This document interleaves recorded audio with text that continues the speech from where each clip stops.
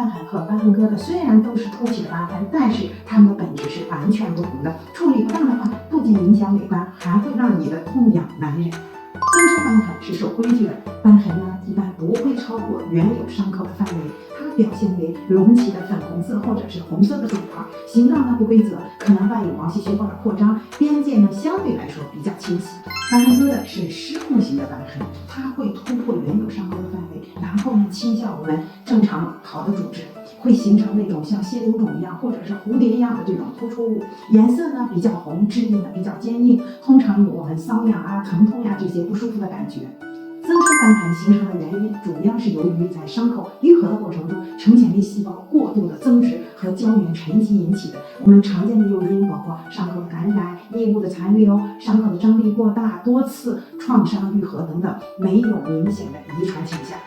瘢痕疙瘩的形成原因比较复杂，目前呢还没有完全明确。除了伤口愈合过程中异常反应之外，还具有一定的遗传倾向。如果说你的家族中有类似的情况，那么出现的概率会大大的增加。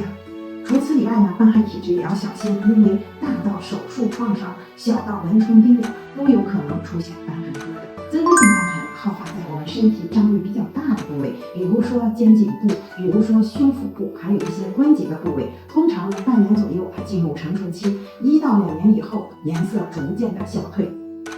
瘢痕疙瘩相对发生的部位它更广，除了上述张力比较大的部位以外，我们的耳垂、面颊等部位也容易出现，一旦形成会持续的生长，而且呢它不会自行消退。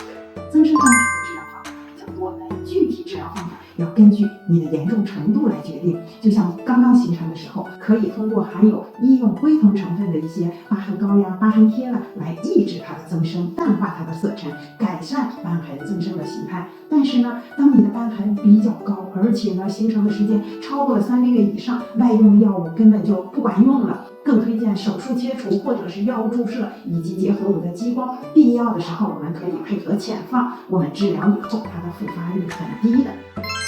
瘢痕疙瘩治疗通常需要多种方法联合应用。对于小型的一些瘢痕疙瘩，我们呢可以采取药物注射加上我们的潜放来促进它的瘢痕缩小变软。但是对于一些较大的瘢痕疙瘩，我们可以采取手术切除，然后术后加预防照射来控制复发。而且呢，我们这个瘢痕疙瘩治疗是一个长期的过程，患者需要做好术后的护理以及严格的随访，不然的话，它可能会卷土重来。